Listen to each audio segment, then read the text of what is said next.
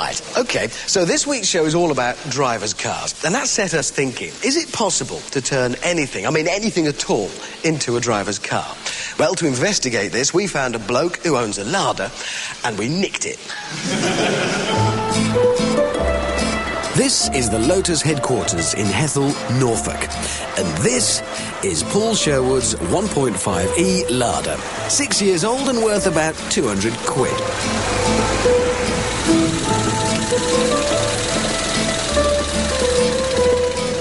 Taking on Mission Ridiculous is Chris Arnold, General Manager of Lotus Sport and Performance. Excellent. So this is it then? Yep, this is the project car. Oh, my word. I don't know much about Ladas. How long have you had it? I've had it just under a year. Ladas are in the blood. Once they're in the blood, you can't get rid of them. They're good cars. I was going to talk about aerodynamics, but I'm not really that sure what we could do with it. It's fairly box-like, isn't it? Yeah. There's the blackness that is a Lada interior. Oh, it's fairly dingy in there, isn't it? Yep. And the old steering wheel, again, it's perhaps not very fashionable. You can abuse them, hurl bricks at them. They're just solid, rugged cars. There's your bog standard Lada 1500 unit. Yeah. I think it's basically a Russian tractor engine. To be honest, I don't really think it's worthwhile doing much for this. What I'd like to do is I'd like to rip it out and put a new engine in. Always willing to help, we spent 200 quid and bought him another engine. I'm a bit worried that they're going to do something hideous to it. I really am. Oh,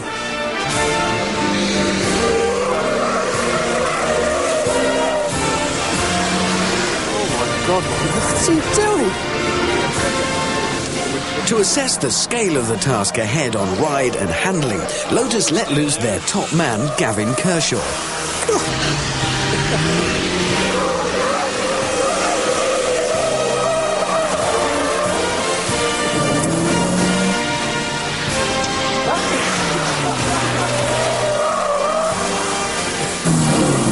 This has to be the worst car I've ever driven.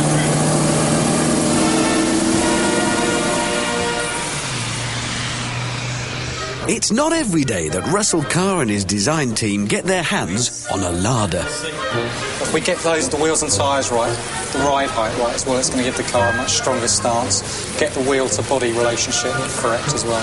So there's 500 quid of carbon fibre there. That's worth more than a car.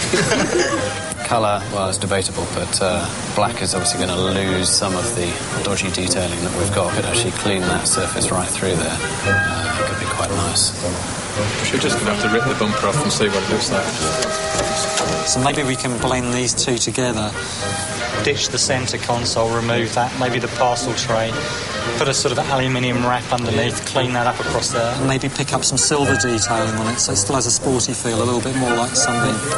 The owner was actually worried that you guys were going to spoil the look of it. Well, we hope we don't prove. With just 2 weeks to turn Paul's Lada into something special, Lotus threw every ounce of their expertise into finishing on time. The shopping list includes new brakes, a handmade exhaust system, special Lotus black paint from the East Bilney Coachworks, and hand-finished seats from the trim shop. Remember that lump of rust in the workshop? 35 brake horsepower is now 180.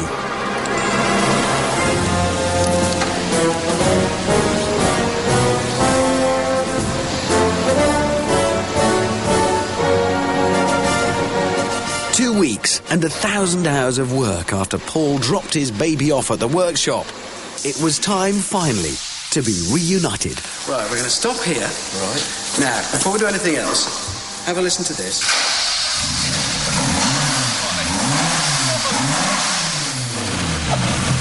First of all, what do you think that is? They took the exhaust off. Take your blindfold off and have a look. Let's do this. You feeling all right? Here we go. Struth! Blimey! What do you think? That is excellent. Well, come on, let's go and have a look at the thing. Good God! It's a pretty thorough job, isn't it? I should say. It's beautiful. Are you going to feel good? Work of art. Chris, now you've met Chris before, haven't you? Welcome back. What have you got to say to Chris? Thank you very much. I should think so too. Thank you. It's absolutely beautiful. There's over 1,000 hours gone into this, Paul. Oh, my God.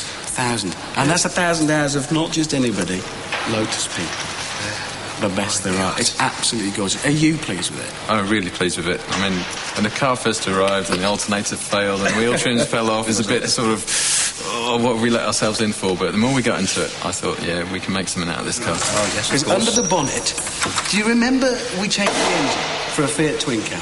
Because the old Lada lump was destroyed. That looks a lot better than the... It's the same khaki engine. lump that was originally on that pallet. Well, we had a bit of help. All the Lotus guys brought in a guy who is probably one of the leading authorities in the world on this, ex-Formula 1 race engineer as well. Knows what he's doing. In fact, you stay there while you look at that engine. I'm just going to get this.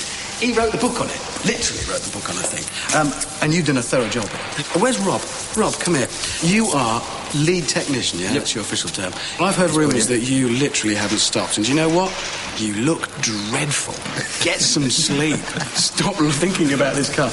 Then there's Gav, whom we've seen before, and you've met Gav. Because he drove your hunk of garbage when you killed it. So I think it's time to take you out and scare you out of your wits. Good luck.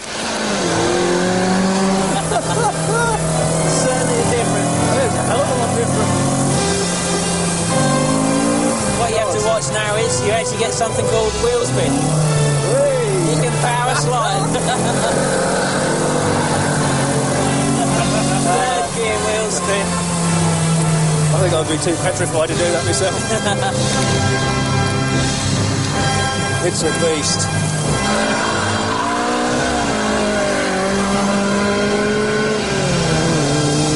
So there we are, proof that any car can be converted into a decent driver's car. Given, you know, a team of 10 men and a fortnight and £100,000, which is what this would have cost if you'd have gone to Lotus and asked for it yourself. So you, Paul, better look grateful. Very grateful. No, look it. More grateful than that to the Lotus people. In fact, get on your knees. Thank you. Get on your knees. Stomach, actually. Get on your stomach, on the floor.